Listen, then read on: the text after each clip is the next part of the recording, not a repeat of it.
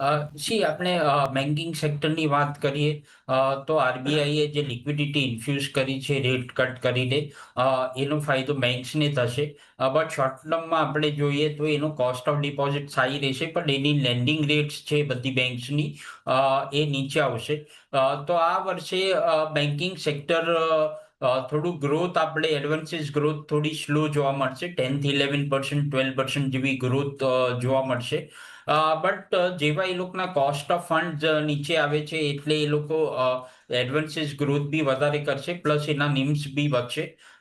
અને વેલ્યુએશનની વાત કરીએ તો લાસ્ટ 2-3 વર્ષમાં એચડીએફસી બેન્કે અન્ય બેન્કો કરતા અંડર પરફોર્મ કર્યું છે. આઈસીઆઈસીઆઈ બેંકના કમ્પેરિઝનમાં અંડર પરફોર્મ કર્યું છે. તો વેલ્યુએશન એટ્રેક્ટિવ છે, તો લોંગ ટર્મ માટે એચડીએફસી બેંક ડેફિનેટલી આ લેવલ પર બાય કરવાની સલાહ રહેશે. તો અત્યારના લેવલથી તમે એચડીએફસી બેંક તમે ખરીદી કરી શકો છો. નેક્સ્ટ